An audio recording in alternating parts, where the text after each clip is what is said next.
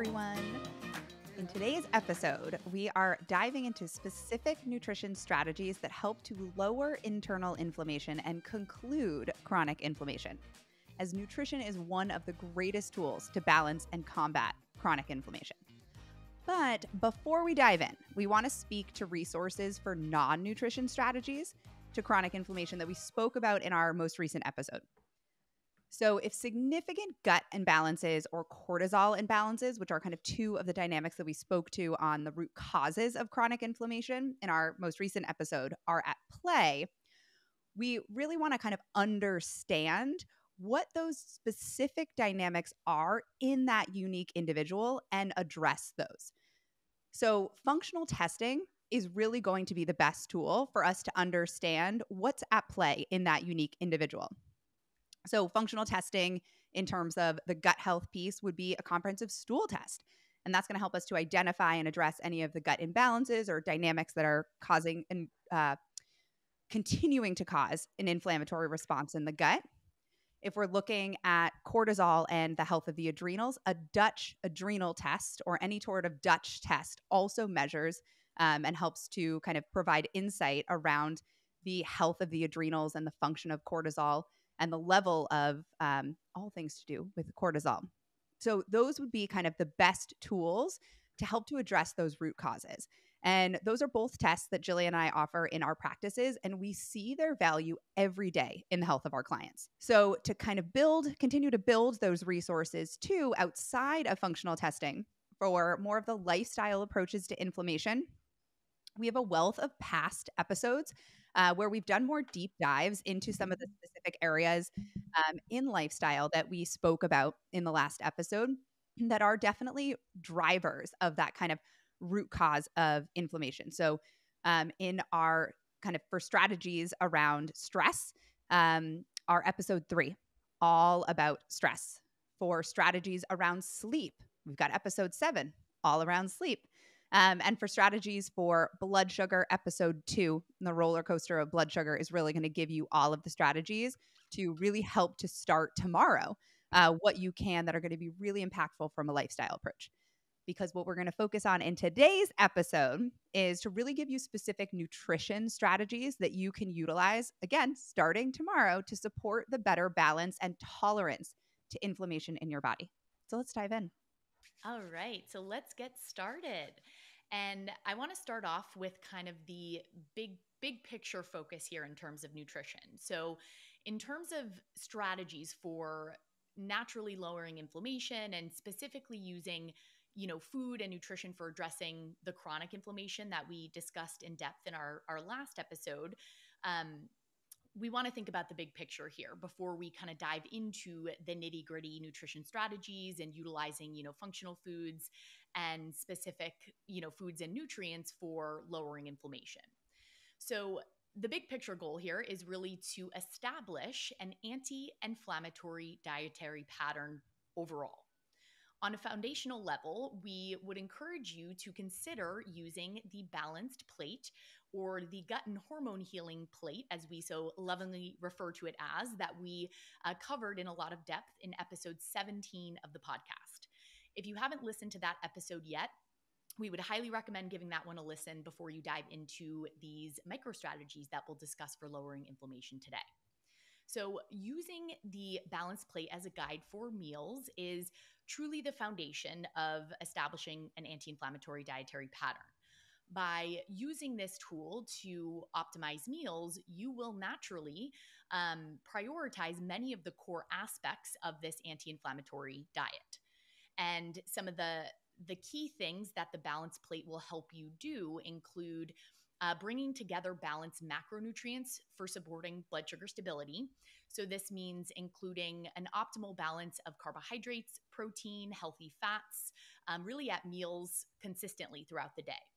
It's super, super fun to focus on, the functional foods, the specific foods that can help with lowering inflammation.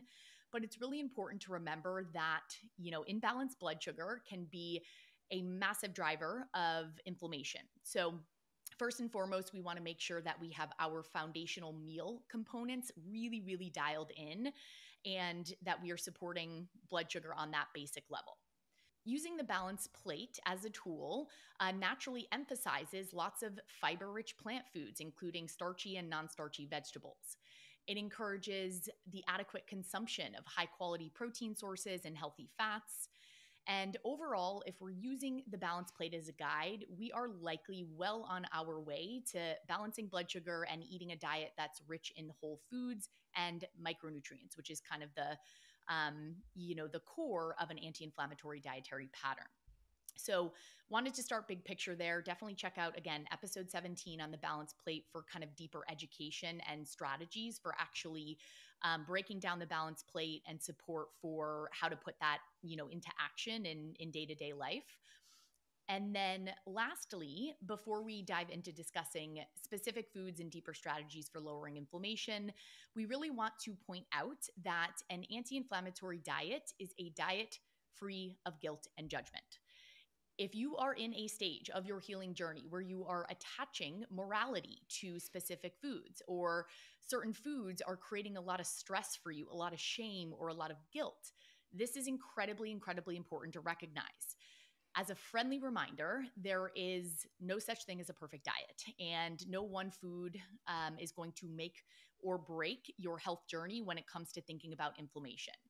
And the stress that your body experiences from emotions like guilt and shame that are often attached to eating certain foods, or maybe eating a meal that didn't go as planned, this stress is likely far worse for your body than the food itself at the end of the day.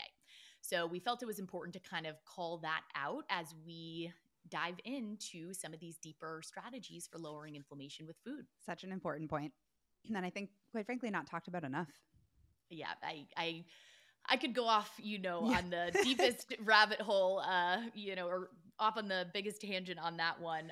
And I feel very passionate about it. So just something to consider as you're, navigating your nutrition. All right, so let's jump into these micronutrition strategies, but really macro when they come to helping us to support chronic inflammation. So the first we're going to talk about are phytonutrients. So phytonutrients are a really big umbrella term that comprise many different beneficial plant compounds. So these plant compounds serve to protect the health of the plant as well as contribute to the plant's color, flavor, and aroma. So in humans, phytonutrients play a significant role in supporting human health, specifically around balancing and reducing chronic inflammation. So phytonutrients are literally where the term eat the rainbow comes from, because each color family comprises different varieties of beneficial phytonutrients. So phytonutrients cover several families of these beneficial compounds, some of which you may have heard of before. We've got carotenoids, indols, glucosinolates, organosulfur compounds, phytosterols, polyphenols, and saponins. Lots of words that I'm going to trip over in the next couple of sections is what that means. So, we could be here all day talking about the specific phytochemicals that we've identified, because we've identified over 10,000 unique types of beneficial plant compounds. So big picture, the guidance is to eat colorful veggies and fruits. We want to be aiming for 5 different colors and types per day. And the big goal throughout the week is 30 different types throughout the week. So that's just kind of like laying the foundations of like, okay, let's like zoom out. But we do want to highlight some of the specifics around these phytochemicals to kind of give you insight into just like how impactful some of these plant compounds can be, and really like why our balance plate and our gut and hormone healing plate is like 50% of the plate is made up of these colorful plant compounds. And like, why the heck is that? Here's some insight. So the first one that we kind of want to highlight is lycopene. So lycopene is a red plant compound in the carotenoid family. So it's found in tomatoes, watermelon, grapefruit, apricot, melons, peaches, grapes, cranberries. And it's a really powerful antioxidant that kind of primarily has really potent anti-inflammatory properties. So lycopene has, as its kind of role in the anti-inflammatory, it helps to regulate inflammatory signaling pathways and activate the expression of antioxidant genes. So genes that actually help to turn down the volume on inflammation. It can prevent the production of the chemical mediators that we kind of spoke about in the last episode that modulate immune reactions, such as things like the cytokines, chemokines, nitric oxide, and cyclooxygenase. It also acts as an anti-diabetic agent, attenuating kind of endothelial dysfunction, so kind of dysfunction in the cardiovascular system. We could say that simply because of its antioxidant action. And it also can inhibit more of these kind of aberrant inflammatory enzymes, protecting against things like autoimmune dynamics, irritable bowel disease, MS, and cancer risks. So lycopene is extremely relevant to the prevention of metabolic disorders, cardiovascular diseases, cancers, all really at a root of it have a big inflammation drivers. So big fan of lycopene. And what's interesting actually in terms of lycopene and its absorption is we can get actually a higher increase of the bioavailability, meaning absorption into our body through cooked red fruits and vegetables. So we can see higher bioavailability of lycopene from a cooked tomato than necessarily a raw tomato. So always in the conversation of like, are fruits and vegetables better cooked or raw? I feel like people feel very passionate one way or another, when really like it's both. We just kind of highlight different nutrients better when we, or not necessarily better, but in different states, whether things are cooked or raw, we kind of get absorption of different compounds in different ways. So next is anthocyanins, phytonutrient found in red and blue, purple, and blue and purple fruits and vegetables. So we've got our beets, our cranberries, our currants, our grapes, our blueberries, cherries, peach, plums, strawberries, raspberries, pomegranates. So anthocyanins are antioxidants that have anti-inflammatory, antimicrobial, anti-cancer, and anti-diabetic properties. Anthocyanins neutralize reactive oxygen species. So you're going to hear a lot of that term. That are produced through chemical reactions in the body, and they drive inflammation. So anything that helps to reduce or protect against ROS, reactive oxygen species, is a really powerful anti-inflammatory. That's the action of it. So anthocyanins protect cells from oxidative damage. Chronic uncontrolled oxidative damage is an extremely significant root cause of that chronic inflammation and many other chronic diseases like cardiovascular disease, cancer, and pulmonary diseases. All right, next we've got chlorophylls. So these are probably a term that's really familiar to a lot of us, and like from high school chemistry even, you're like, chlorophyll, like the energy of the cell in the plant. So there are dark leafy greens like spinach, kale, broccoli, parsley, celery, kiwi, green grapes, green apples, matcha, which we're going to highlight a little bit later too, or green tea. So chlorophylls are antioxidants that function through reducing those reactive oxygen species by inhibiting the enzymes that drive inflammatory reactions, making them useful compounds for treating conditions related to oxidative stress, like inflammatory diseases, cancer, cardiovascular, aging. Chlorophyll serves to protect functions against these oxidants, particularly in the acute phase of inflammation. And then I really liked this study that I found that chlorophyll also plays an important role in anti-aging. Thought I would throw this one in. So studies have shown that chlorophyll are strong inhibitors of hyaluronidase, meaning chlorophyll can play a large role in maintaining hyaluronic acid homeostasis and increasing the level of hyaluronic acid within the skin. So that's really regulating our skin hydration and anti-inflammatory action and healing at the level of the skin. So green fruits and vegetables, really pro for skin health, basically. And then we've got two more that we're diving into. Lutein is a green colored phytonutrient found in kiwis, spinach, turnips, greens, or turnip greens, romaine lettuce, kale, broccoli, cucumber, and bell pepper. So lutein, again, antioxidant. We're getting the theme here. And really plays a significant role in protection for vision. So lutein plays an important role in suppressing inflammatory chemicals as well as supporting the tight junctions that have a big role in the GI system. They lower oxidative stress and kind of inducing antioxidant actions in the body. So lutein helps to slow the progression of inflammatory ocular disorders. So basically protecting the eyes against free radicals and oxidative damage. So lutein really collects, actually its highest concentration is in the retina of the eye. which is really interesting that we can see certain phytonutrients collect in higher percent, like kind of concentrations in different areas of the body based on where their activity is more prominent. And then quercetin, so a polyphenol in the flavonoid family, found in apples, berries, Brussels sprouts, broccoli, cauliflower, capers, grapes, onions, shallots, tea, tomatoes, as well as many nuts and seeds. And this one has a wide range of biological actions, including anti-carcinogenic, anti-inflammatory, and antiviral activities, as well as protects against kind of lipid membranes, so the kind of communication that our cells use to communicate with other cells in the body at large, and really protecting at a cellular level.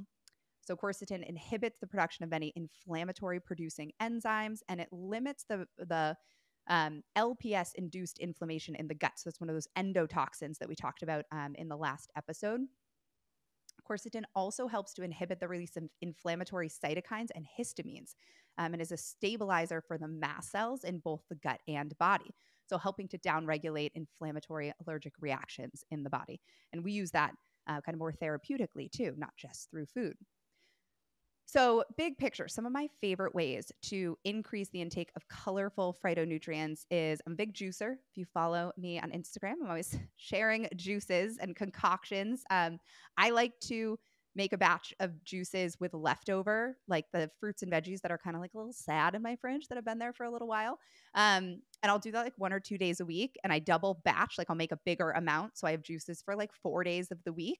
I'm not a juicer every single day, even though that would be amazing and I would be supportive of that, but I just don't want to clean the juicer that much.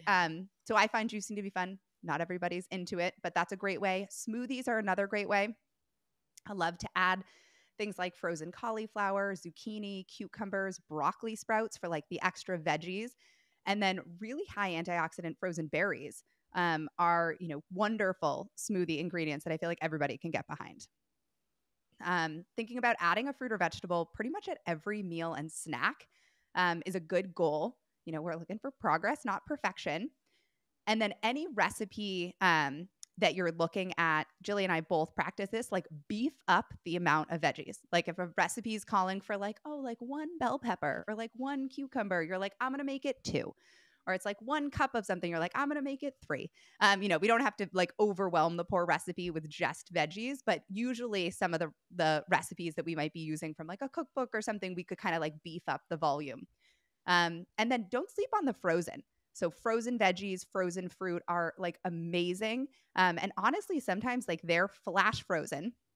So they're frozen like right after being picked. And sometimes we can actually see them have like higher antioxidant values than maybe even some of the fruits and vegetables that have taken a long time to get to the grocery store. So, could we even be getting more value from frozen fruits and vegetables? Like, I don't know. So definitely great for like pantry staples and things.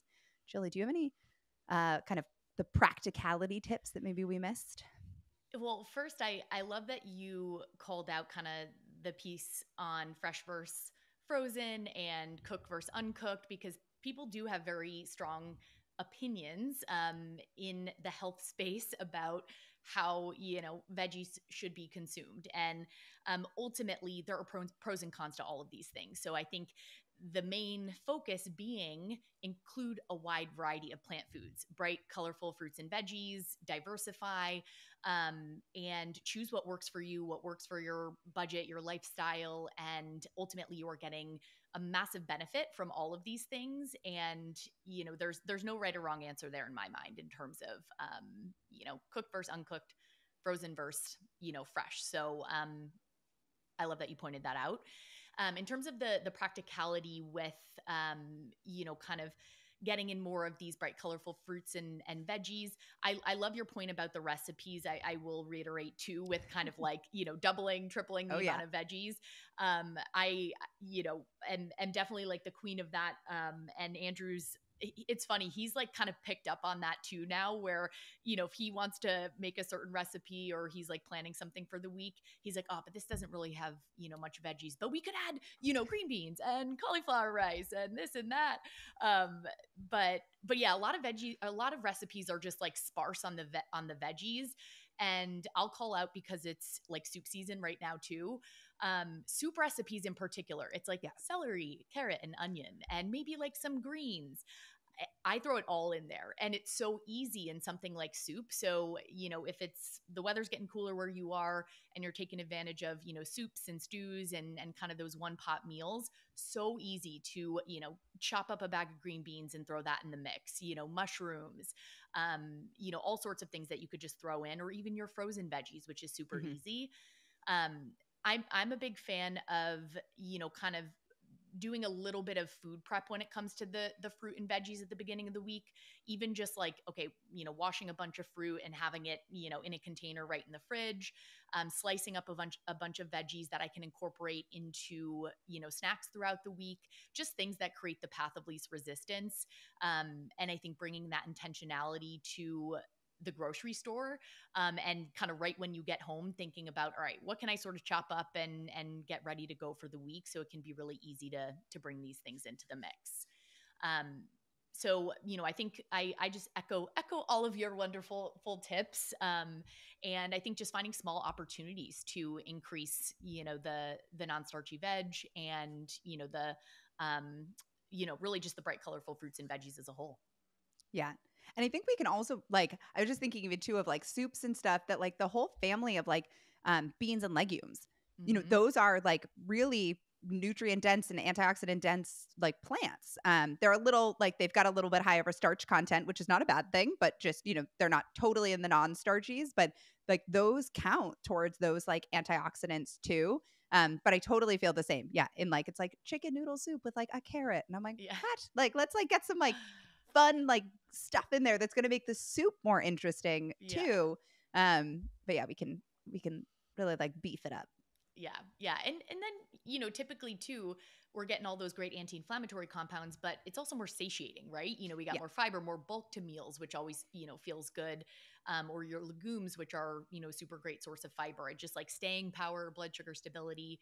So, lots of benefits there.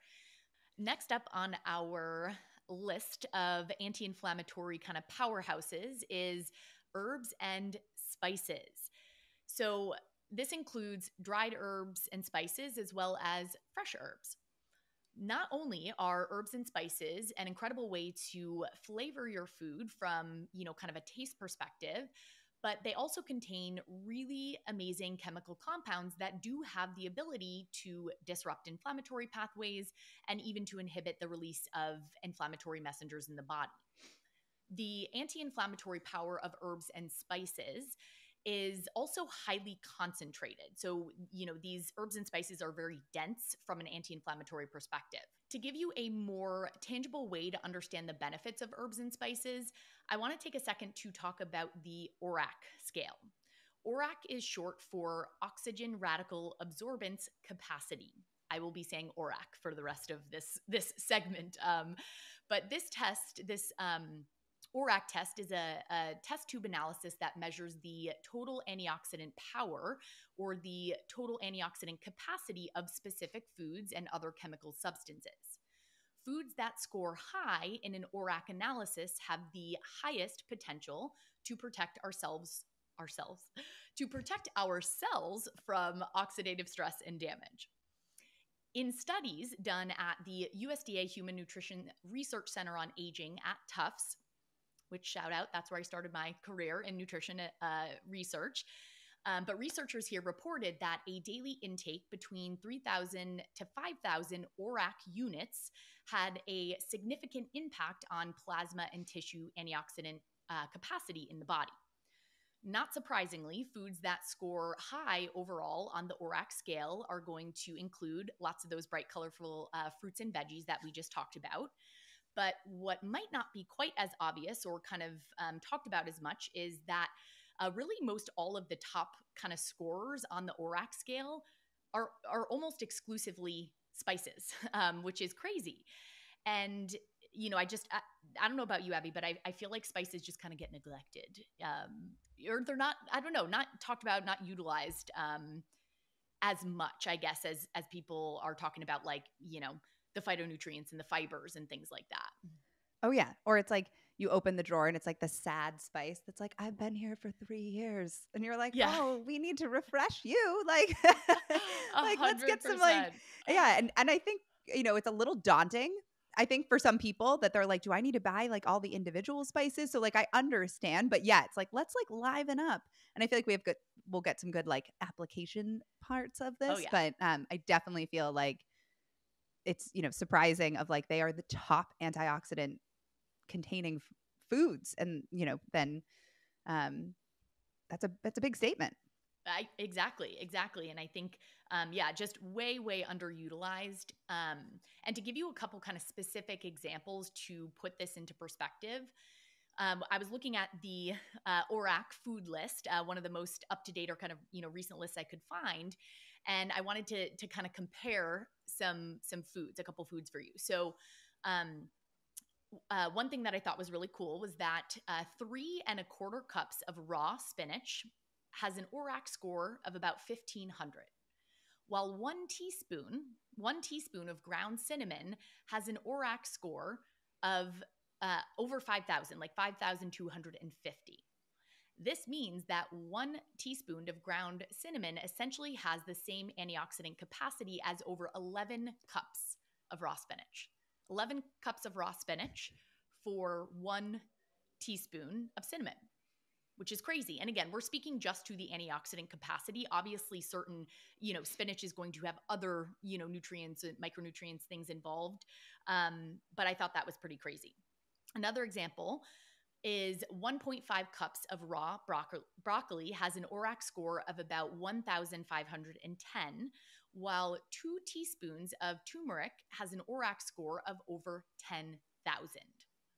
1.5 cups of raw broccoli, 1,500, in terms of the score. 2 teaspoons of turmeric had an ORAC score of over 10,000. So just to put into perspective, like the massive antioxidant capacity that, herbs and spices hold, which is why we're kind of like emphasizing this opportunity in terms of herbs and spices being a really kind of potent anti-inflammatory in your diet.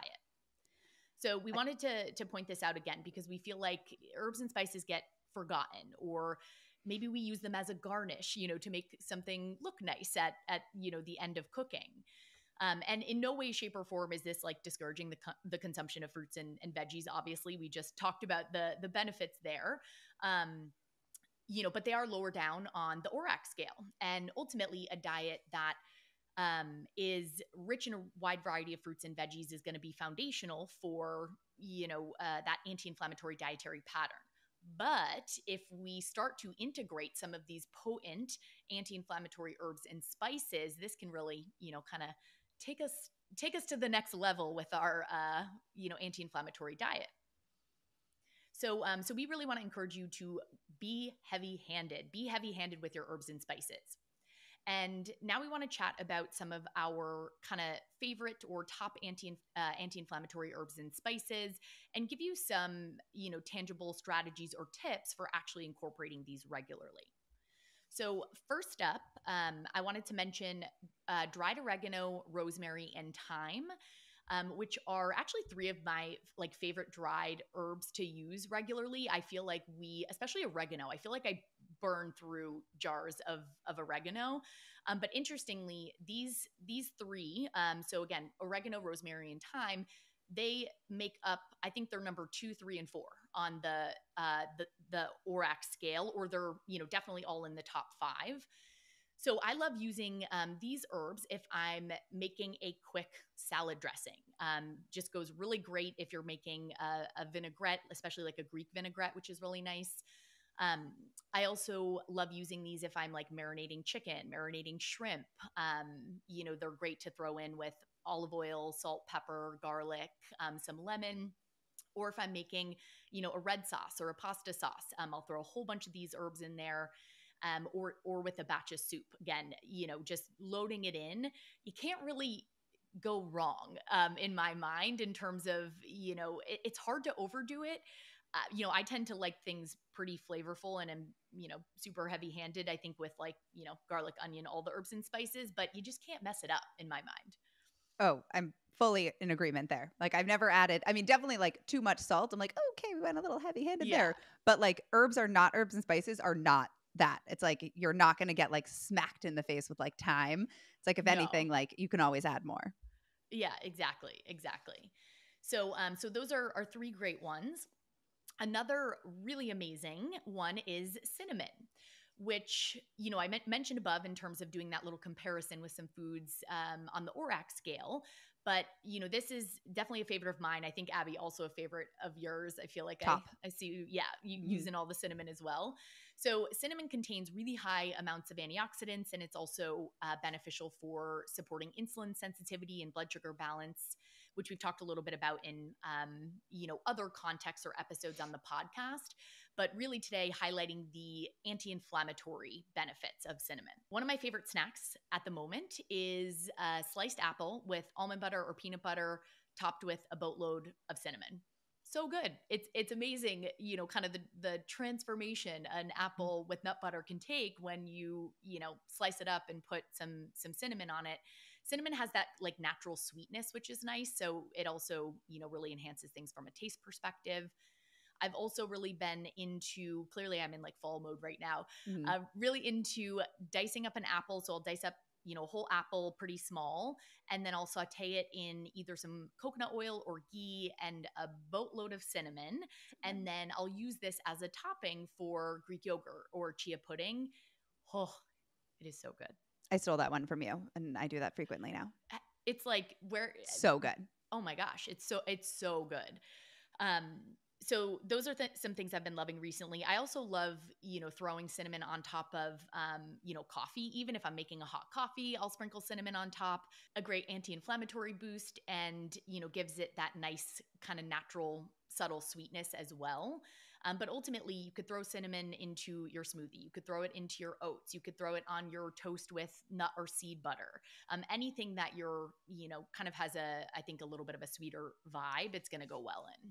Okay, I've been topping my I cottage cheese on cinnamon raisin toast with cinnamon and like a drizzle of honey. That's been like my like go-to breakfast for like weeks now. That sounds so It's good. so good. I am trying I'm that. on a kick and I'm like, I don't know when this kick is going to end, but we're just going to keep riding it.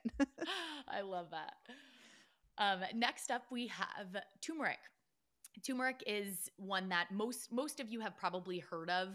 It's probably, I would say, the most well known from, in this herbs and spice category that we're talking about in terms of potent anti-inflammatories. And the reason that turmeric is such a potent anti-inflammatory is because of the main bioactive compound it contains, called curcumin.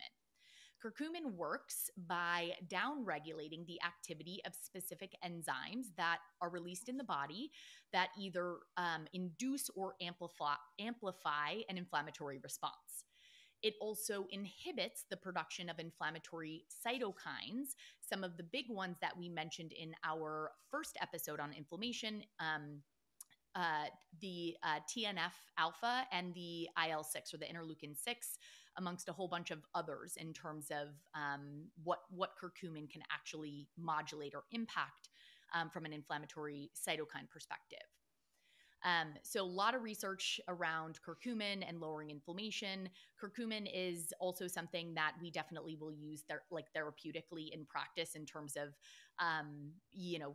in supplement form.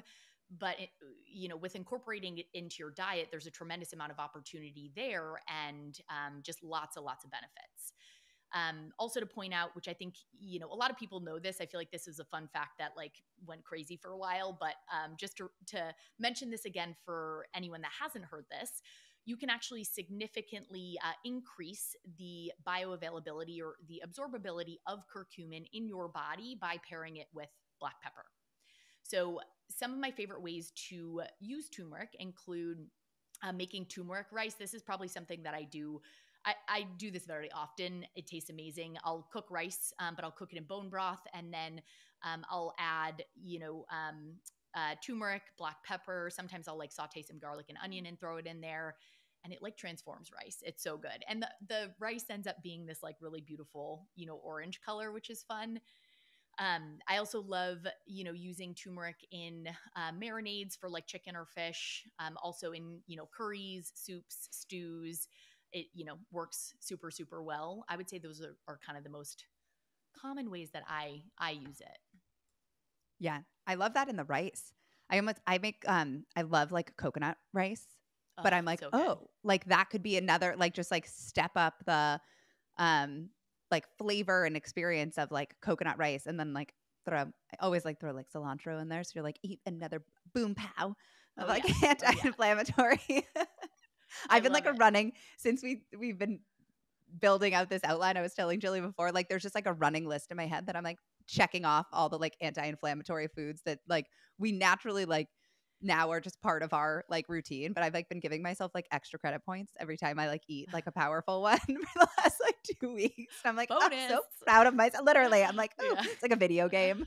Yeah, yeah. Oh my gosh, I love that. But it is really fun, and this is Mhm. like this is why Abby and I get so freaking jazzed about food. Obviously we're functional dietitians. We decided to do this for a living, so we should probably care about this. But food is so freaking cool, right? Like it's so cool. Food brings so much joy, but from Mhm. like a health perspective and like thinking about nutrition science, it's just incredible what these foods can do therapeutically. And so it just, yeah, really really cool. And I think once you have built that foundation that I mentioned earlier on in the episode, being able to optimize in small ways with the herbs, the spices, diversifying the phytonutrients, it's just fun. And it really really can make a difference over time from an inflammation perspective. Yeah. And I think from an interest perspective too, of like, it's like, oh, we had rice last week. And you're like, well, this week we're going to like make it with like the turmeric, and we're going to make it with like sauteed like onion and garlic. And like, we're going to change it up. So it's going to like be rice, but like different than you had it last week. I feel like one of the tools that really helped me to get into using more herbs and spices was to find companies that already had blends. Mm. So instead of like me just buying like the oregano and the rosemary, because I found I was like, I mean, those are such staples and I love those like intensely. But I found I was like using the same ones, and I'd be like, oh my God, all my food like tastes the same. Like it Yeah. always tastes like it's great, but like, it always tastes like a flair of Italian or something, because those were like my familiar herbs and spices. Totally. So one of my favorite companies is Saluna Garden Farms. They're local here to Boston, but they sell like online. I found them like way back when at like a farmer's market, and she does a really beautiful job of like very creative herb blends too. Like some that are, there's a curry blend and there's a chili blend and there's this like lemon pepper blend that I'm like obsessed with, and it reminds me of childhood. But those like, so I just kind of like stockpile a bunch of those. And then it's like when I'm cooking, and usually I'm like just rogue in the kitchen and I have no recipe that I'm going on, I'm like, ooh, which one like feels like I haven't used in a while? And I'm going to kind of like change things up. So sometimes using spice like herb blends might be like more approachable if you're like just starting out, versus buying like, an entire spice cabinet of like individual spices, because you're like, how do they play together? Like, I don't know. Or even there's another company that actually just restocked on, which is like very much in my brain, is this Jamu company, Jahmu. And they have this turmeric chai blend. And it's so delicious. Like you can use it to make like a golden milk, but I've been putting it in like chia puddings, or like an oatmeal or something, as like, and it's like turmeric. It's got all those chai spices in it, like the cinnamons and the cloves, and like these incredibly nutrient dense, but it like more just like totally transforms like the flavor, and makes it just like so much more interesting. So I feel like those are fun things to like keep an eye out for, as like, I mean, I'm still apparently, I was just going to call them training wheels. And I'm like, well, I still have my training wheels on then, because I don't buy single herbs anymore. I only buy blends. I still love blends. I have like the specific single herbs that I feel like I just use a lot, that I'm more Mhm. comfortable with. But I still love, a good spice blend, herb blend. I feel like anytime I'm checking out a new farmer's market, I'm like, scoping out. I literally just did this recently at the Charleston Farmers Market and bought Andrew a couple seasoning blends.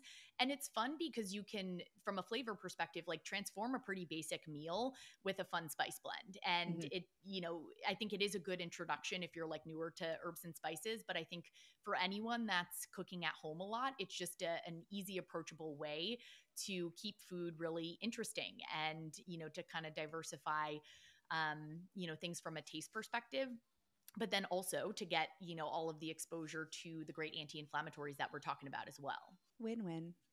Win-win. A couple other great, herbs and spices. Rosemary, bay leaf were two that I wanted to mention. Ginger is another, which I think, Ab, you're going to talk a little bit more about in a minute. But really all of these kind of dried herbs, herbs and spices I'm talking about are incredible. And then also your fresh herbs are wonderful. So, cilantro, parsley, dill, thyme, oregano in the fresh form. These can be super great.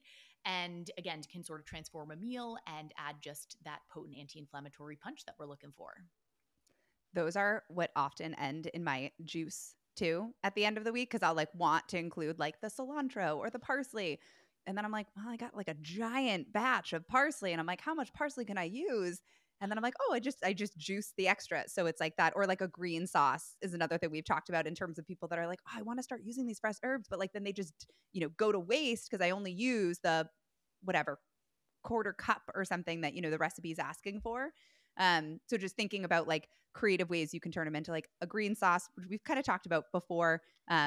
Like herbs, I usually throw like avocado or like a mayonnaise, like a fat and an onion and a like some salt and apple cider vinegar or lemon, and you like blend it up and it's like this amazing like dip for like veggies or salad dressing or marinade. So like creative ways to kind of bring those in and like think about like, okay, how am I like not going to like throw away the like sad extras at the end of the week? Yeah, totally. And to build on that too, you can throw fresh herbs on a lot of things. True. If you used a small amount for a specific recipe, like I'll chop up extra cilantro, just like throw it on my eggs in the morning or on, my avocado toast. Abby mentioned like mixing fresh herbs into a grain or rice. Really you can throw it on a lot of things as a flavor enhancer, which is fun. And then, we get to use up any extra from recipes too. But get creative, have fun with it. Really, ultimately, at the end of the day, and it's hard to go wrong with these herbs and spices. Precisely. All right, let's talk about teas. So teas are a category that are so nutrient dense and packed with anti-inflammatory compounds.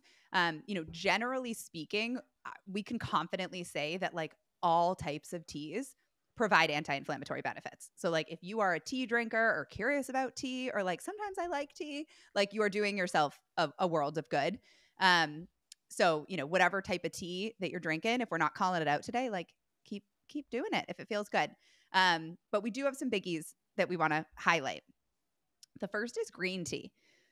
So green tea is a powerful anti-inflammatory that contains those phytochemicals kind of in the flavonoid family. Green tea is higher in antioxidant compounds than black tea, really due to the shading of the plant during its growth, which kind of allows for the accumulation, the higher accumulation of phytonutrient compounds.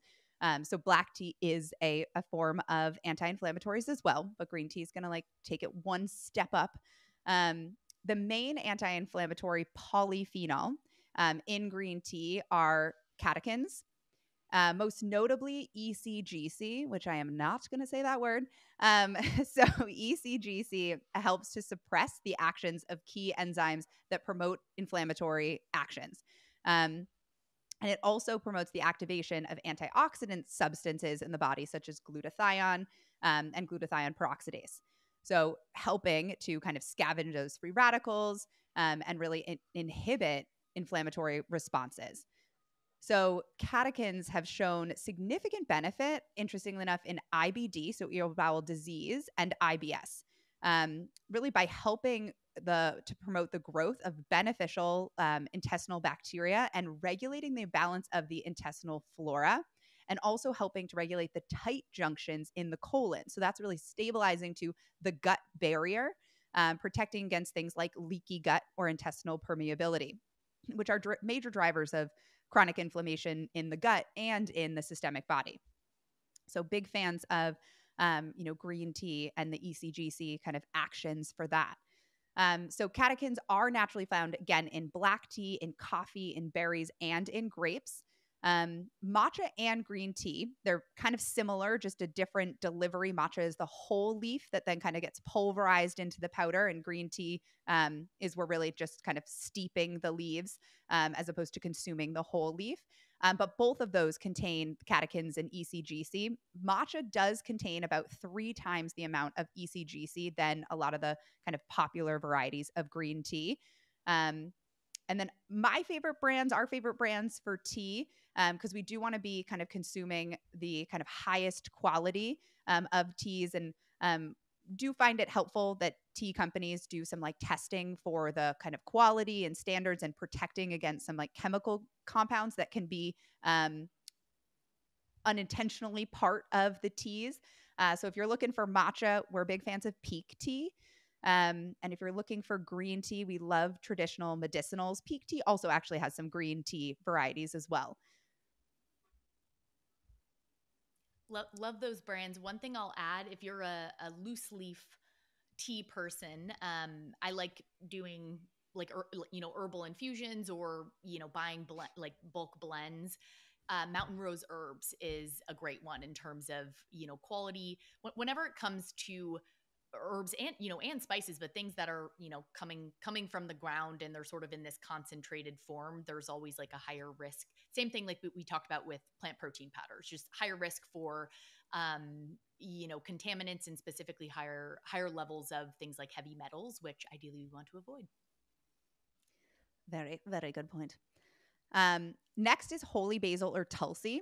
This is an herb that's widely kind of used in Ayurvedic medicine, that's kind of slowly becoming more mainstream, and for good reason. So tulsi is an adaptogen, which is an herb that helps with the adaptation to stress and kind of promotes the homeostasis in the body. Within Ayurveda, tulsi is known as the incomparable one, and the mother medicine of nature, which I just thought those were beautiful names and really kind of says a lot about the multidimensional benefits of tulsi. So it's been found to protect organs and tissues against stress. So this includes stress from physical stress, such as like exercise or physical stressors, but also stress of exposure to industrial chemicals or heavy metals, countering metabolic stress through normalization of blood glucose, helping to support blood pressure and lipid levels, as well as physiological stress through positive effects on memory and cognitive function, and through its benefits for both anxiety and antidepressant properties. So pretty extensive in terms of that protection from stress on that kind of physical and emotional front in the body.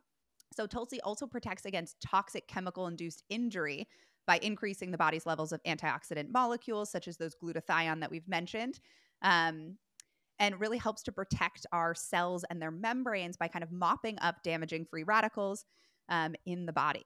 A favorite tea brand that includes tulsi in all of their blends is Organic India, that has tulsi kind of with there. You'll see it's like a tulsi tea that also has like a chai flavor, or a tulsi tea that has a green tea flavor. So they're kind of fusing tulsi into the blends of teas, which is fun and really beneficial, especially from an anti-inflammatory kind of benefit.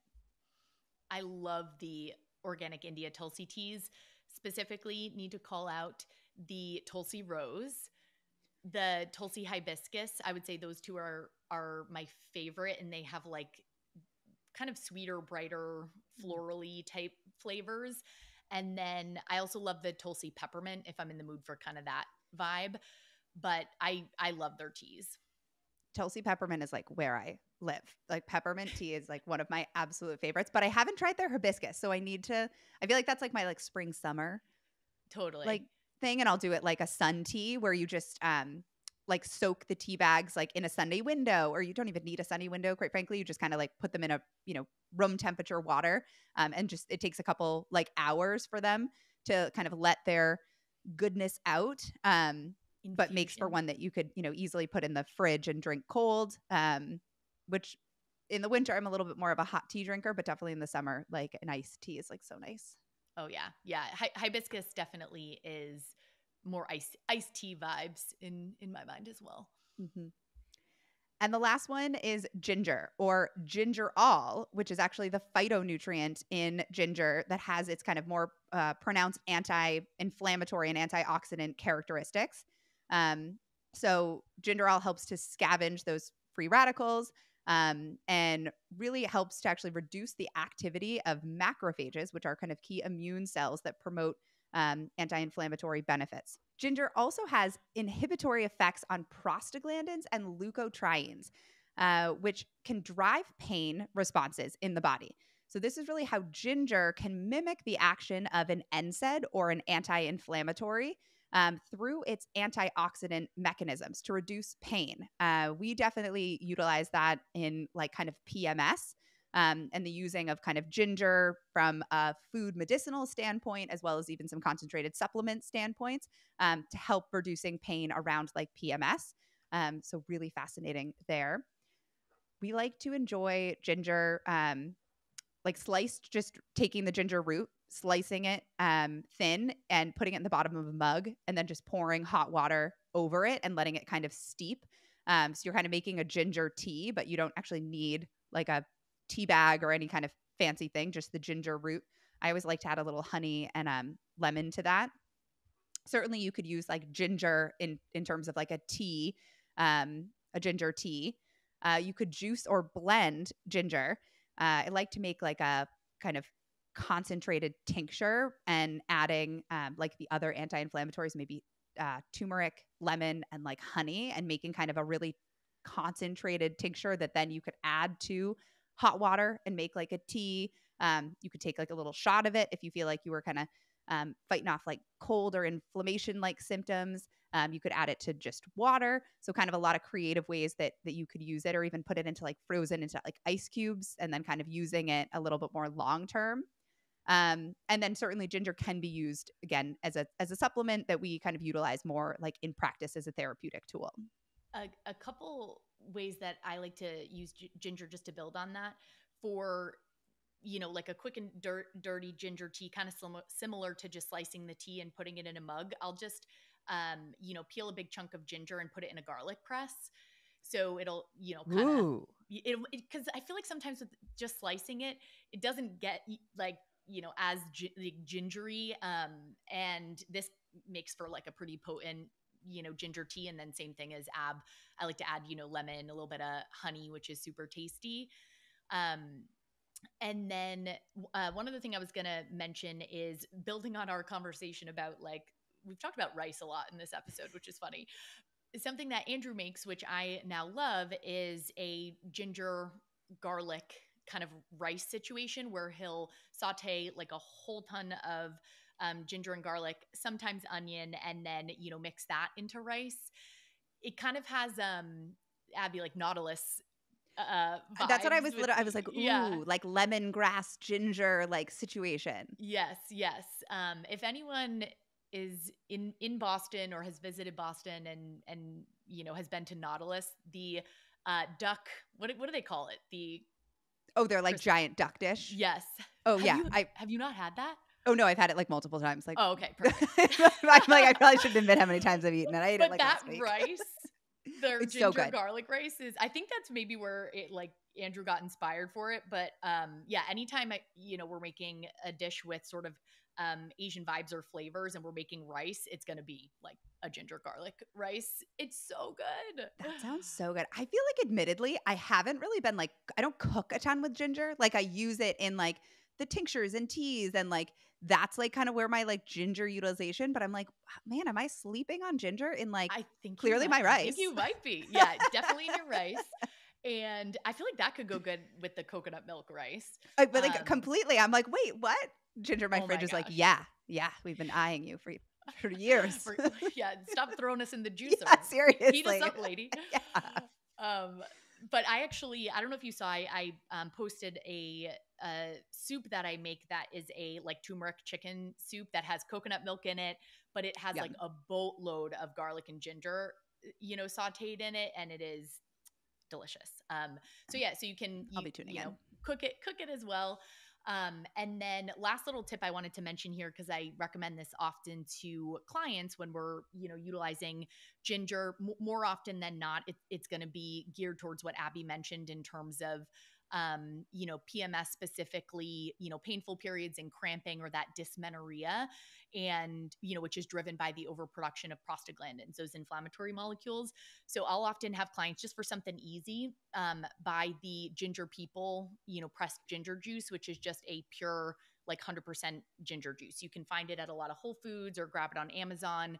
And I'll have clients put, 1 to 2 tablespoons of that in, warm or cool water, 2, even 3 times a day leading up to their period, to disrupt those those inflammatory pathways, and specifically to, reduce the prostaglandin activity, which can be really effective for period pain. I love that. I love how, like, when things like are like kind of convenience meets like the kind of therapeutic application, and you're like, oh, like this is where, it's like 21st century world. Okay. You're not so terrible. Yeah, exactly. And like, and to 100% admittedly, I love making the like turmeric, ginger juice blends, or I'll sometimes use the blender and put it into ice cube trays, which I'm like, ooh, I feel so accomplished that I did this, and now I have like my ginger turmeric tea that I can make easily. And sometimes I just buy the Ginger People juice because it's super easy and I don't want to put in the effort. But there's a variety of ways that you can bring these in. So okay, so next up we have fermented foods. We discussed fermented foods in our functional foods episode in season 1, but when it comes to lowering chronic inflammation, it is definitely worth highlighting again. Quick refresher, fermented foods are created through the activity of live organisms, naturally occurring or added, bacteria or yeasts. And fermented foods are essentially made through this controlled microbial growth. Fermentation has been around for ages and ages, and it really initially was a way to preserve the shelf life of food, so that shelf stability. But more recently, fermented foods containing live active cultures have gained a lot of popularity for their nutritional and therapeutic effects on gut health, and also against various chronic inflammatory conditions. Fermented foods have the ability to enrich our diets with these live beneficial organisms that they contain, and also natural bioactive polyphenols that have really, really strong antioxidant activity. Fermented foods have the ability to enrich our diets with these live beneficial organisms and natural bioactive polyphenols that have really strong antioxidant activity, decrease oxidative stress, and modulate inflammatory responses in the body. And these bioactive polyphenols are created through the fermentation process. A small study was published a couple years ago that looked at the effects of a high fiber diet versus a high fermented foods diet, and the impact on microbial diversity and inflammatory markers that specifically modulate immune responses. After just a 10-week intervention, so this was a pretty short study, the group of people in this study that were randomized to the high fermented foods diet versus the high fiber diet had significant increases in gut microbial diversity, which is very beneficial, and decreases in inflammatory markers compared to the high fiber group. Super, super cool. And to point out, this study is not saying that we shouldn't focus on fiber.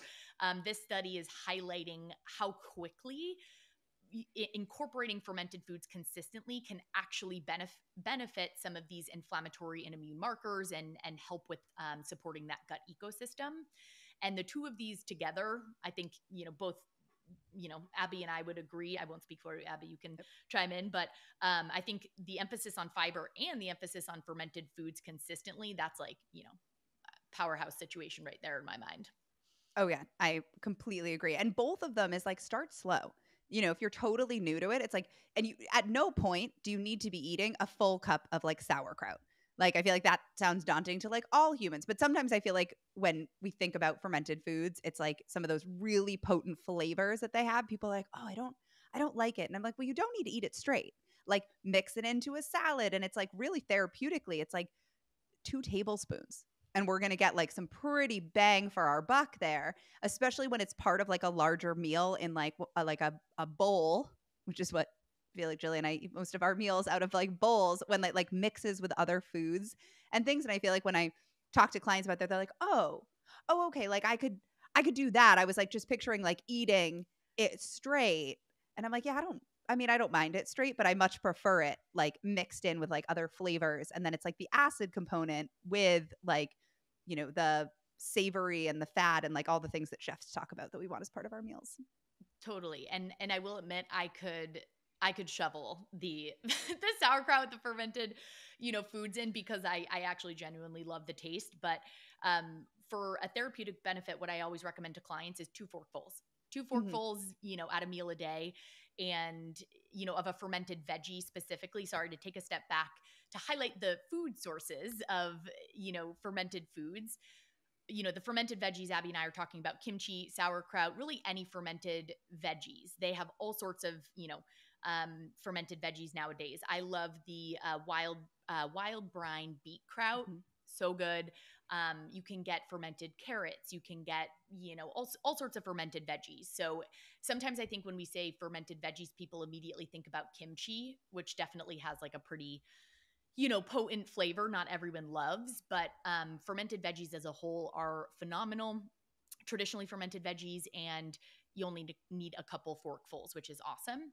Other sources of fermented foods would be kefir, Greek or coconut yogurt, miso, and even fermented teas. If you wanted to combine two things that you learned in this podcast around tea and fermentation, Peak Tea actually does have some really great fermented teas.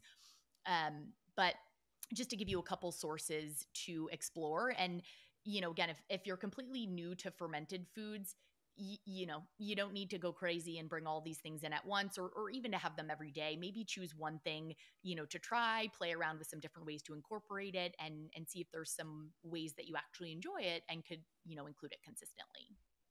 I'm so pro the I love sauerkraut, but I like love exploring the like fermented veggies that are like kind of non-traditional, I guess we might call them.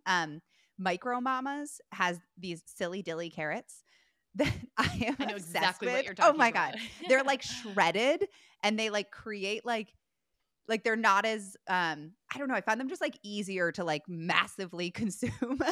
Like I'll like put them actually as part of like almost as like part of my like salad dressing kind of, so that I know like, okay, that's going to be like the acid component to it, and then like kind of build around that. Even like that in a salad, I literally just actually made a reel of something the other day with like hummus, the silly dilly carrots, and then a little bit of like apple cider vinegar, and like that created the like salad dressing. And it's like, Ooh. oh, it's like creamy and like got like stuff to it. Um, like so good. I also noticed when I was wearing the continuous blood glucose monitor, that when I had fermented foods as part of my meal, my blood sugar was like way more controlled. Then it was controlled one way or another because I was having like fiber and protein and all the gut healing plate pieces. But I would see an even more positive impact to it when I had kind of fermented foods, usually that like vinegar component that's a part of them too, which is like just a cool another additional anti-inflammatory benefit from a whole different perspective. I love that. And, to your point, you weren't, eating a bucket of these things. It was like complementary to the meal or a little add-on. And, there were direct benefits with, your post-meal blood sugar, which is really cool. Very cool. And then the one thing too that I think about is we do want them to be from the refrigerated section of the grocery store. So like pickles can be fermented foods if they're like in the refrigerated section and they've kind of got the live active cultures. But if we're buying pickles from like a grocery store shelf that's like non-refrigerated, they won't have those live cultures. So we have to have them be refrigerated to like enable those microbial bodies to live. So that's just a little distinguish. I was talking to a client the other day, and we were kind of going down to that and realizing like, oh, this is definitely something we kind of want to speak to. And another quick tip to build on that, if you look at the ingredient list of, something that you think may be fermented, if it has vinegar in the ingredient list, it is likely not a traditionally fermented food. The kind of vinegary, kind of pickly taste comes from the fermentation process, which is going to involve water, water and salt and time, essentially. And, a few other steps as well, not to like oversimplify.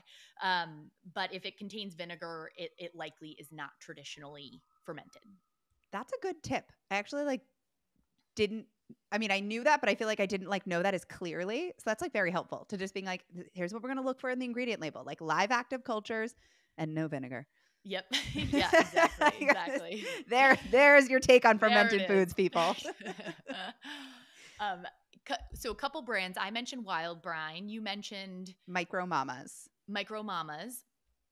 Any other good? Oh, Cleveland Kraut is another good one. Oh, yeah. I like theirs. They have a good, they have a few good, like, different blends that have like, caraway seeds or, a spicy one, just to kind of switch it up a little bit. I feel like those are the big ones, like the bigger brands I'm familiar with besides like local stuff.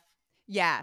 I always keep an eye. I do feel like, Whole Foods does do a pretty good job of like cycling in. Like I feel like I usually pick up some like new brands that come. I do like the glass containers for fermented foods. So I usually kind of shop those ones more, but I feel like there's a good, like that's where I found like Micro Mamas that I was like, what are these magical carrots? And then we've got dill in there too. But so I feel like just kind of like getting curious and like trying some things out. That's like, I feel like that's how we find like our best stuff is like, ooh, I haven't tried this before. I love it. So, so we've talked about phytonutrients, herbs and spices, teas, fermented foods. Do you want to wrap up with a couple other honorable mentions? Just honorable worthy mentions. We're really not going to dive into them because we already have, but omega-3 fatty acids we dove into in episode 23. And minerals, which we've kind of spoken to in episode 1 and episode 3, and hydration, kind of just water, are definitely big influencers to help to kind of conclude that chronic inflammatory signaling in the body. And I think we've kind of got a good list going here. So we want to hear from you all about like your kind of like kind of list of how many anti-inflammatory foods you actually maybe are already eating that maybe you didn't recognize were like such powerful compounds in food. And then like how simple it can be to start to like rack those up. Like I literally felt like this week I was like playing a video game and having like those like points like pop up on my head. Like every time I was like, oh, Ceylon cinnamon, like, yep. And it was like ding, ding, ding. And then like I but I was like, oh my God, what is happening in my brain? But like it was all the antioxidants. Like that's what it was. So good. Star for you and yeah, exactly. Star for me. Yeah. I was like, and now I get a treat. Yeah. Oh my gosh, so good. Amazing. Well, keep us posted and we will see you in a couple weeks.